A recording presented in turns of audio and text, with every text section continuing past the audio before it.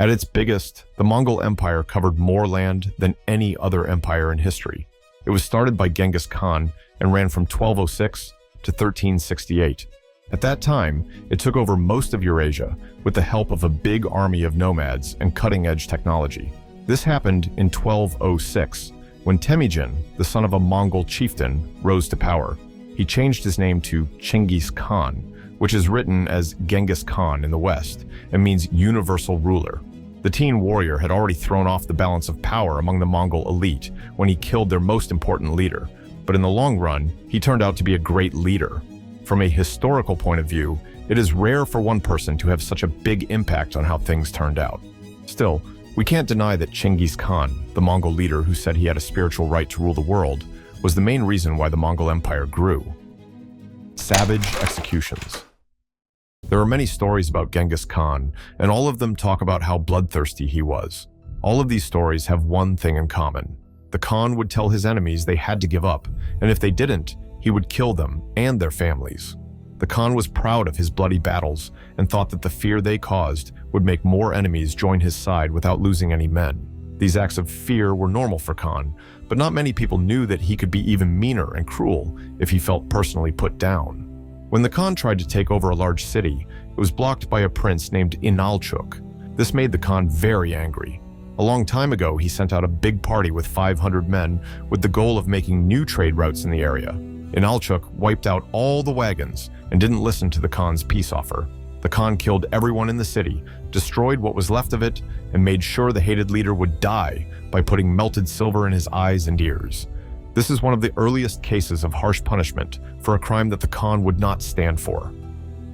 Extreme training for soldiers. It was mandatory for all males between the ages of 15 and 60 who were physically capable of enduring the strenuous training and lengthy, arduous campaigns that were typical in the Mongol army to serve in the military.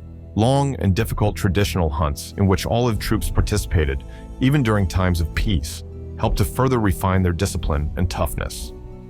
These hunts were conducted by the military. The better hunting abilities of the warriors meant that they did not have to rely on supply lines like normal armies did, even when participating in lengthy journeys. The Mongol army was superbly constructed for mobility and speed, in contrast to the majority of their adversaries who wore heavy armor. The military campaigns that were led by Mongol leaders were likewise well-planned affairs that required significant reconnaissance and intelligence gathering in order to determine the strength of their adversaries and where they were stationed. The army of the Mongols was able to simultaneously fight war on a number of different fronts. Even during the worst winters, they were able to travel enormous distances in a short amount of time by utilizing frozen rivers as interstate highways and crashing into the heart of cities that were erected on their banks without any prior warning. To everyone's surprise, the Mongols were also very skilled at employing hydrological engineering as a destructive weapon.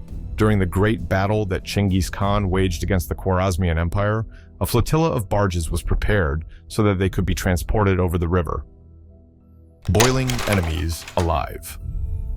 Although Genghis Khan was known for many other things, he wasn't known for being kind. We already know that he enjoyed killing both enemies who were giving up and innocent people. The Mongols had people who wanted to be leader before Genghis Khan finally brought them all together and started his real rule of conquest. Some of them were just as crazy and cruel as he was. One of them was called Jamukha, and the story goes that after an especially decisive victory, he held the other generals in 70 cauldrons and cooked them. Researchers don't agree on whether that number is meant to be real, whether each pot could hold one person, or whether it's just a way of saying a lot. Even so, the cruelty became so well known that some people were said to have backed Genghis, despite how cruel he was. This might be because Genghis usually punished nobles with short, painful deaths rather than burning them alive, even though it was allowed to do so. Even though the Khan's enemies' backs were broken, molten silver was used, and a lot of people were trampled. These were probably more polite ways to torture someone to death than boiling them to death. When it was first used as a punishment, some European witnesses passed out from shock and had to be helped away. Persecuting religious minorities. On numerous occasions, Genghis Khan Temijin sought the advice of religious authorities from the religions of Islam, Christianity, Buddhism, and Taoism. This demonstrates his enhanced humanity, as has been asserted by several people. Individuals, on the other hand, have a tendency to ignore the reality that he was a brutal tyrant in this particular instance. In spite of the fact that he might have been insightful enough to comprehend his rivals and the traditions they followed, he never displayed any religious tolerance in his life or in his administration. He treated the Jewish and Muslim populations with open contempt, referring to them as slaves and making it difficult for them to practice their religions in the manner that they deemed appropriate. In particular, he regarded the Jewish and Muslim populations in low regard. He declared that the Mongols had triumphed against them, yet they continued to refuse to consume food from the Mongols. The Khan saw this as a personal insult because he had allowed them to stay in his domain after they had defeated their people, but they insisted on continuing to prepare and consume their cuisine in a manner that was distinctive to them. Under Mongol law, it was strictly forbidden for Muslims to take the life of a sheep, and doing so was regarded as a grave transgression. Jewish people were not allowed to participate in any rituals, including circumcision, which was only conducted on men. In order to remain within the Khan's dominion, it was necessary for you to comply with his regulations. It is conceivable that his study of other religions was centered on teaching him how to exert more control over his adversaries, given his negative attitude about the existence of a diverse range of religious beliefs. Captured enemies used as body shields. In World War II, Stalin recently used captured enemy troops and his country's condemned criminals as human shields. This incident occurred throughout the war. In spite of the fact that it was a great maneuver on the part of the cruel tyrant, it was also terrible and horrible.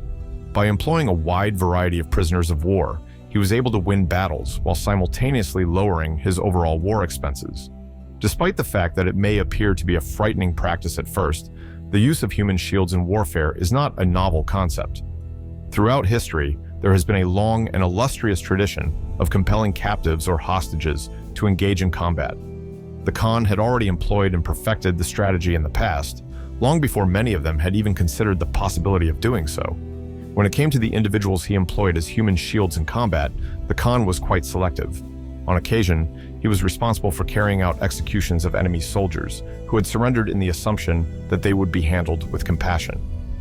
On occasion, he would grant them permission to join his army if they possessed actual skills and the mentality that was acceptable for the position. However, when he was in the mood, he would give orders to his forces to round up and utilize as replacements a large number of enemy soldiers whom they had captured. The captive troops would be encouraged by his men so that they might improve their fighting abilities to their full potential. The only option to delay death for a little while longer was to fight as hard as they could for the Khan and his troops. If they did a good enough job, they may even be admitted into the Khan's army if they did a good enough job. No chance for resistance. Before Genghis Khan attacked a new country with his army, he usually gave the people there a chance to give up quietly. When the Shah of the Khwarezmid Empire broke a deal with the Mongols in 1219, Genghis Khan went on one of his most famous revenge trips. When Genghis Khan's first messenger to the Shah was killed, Khan was furious and sent his Mongol armies to attack the Khwarezmid kingdoms in Persia. This was done in reaction to the Khan's offer of a good business deal to trade goods along the Silk Road. The fight that followed killed millions of people, and the Shah's realm was completely destroyed, but the Khan kept his mission going. He went back east after taking over Khwarezm.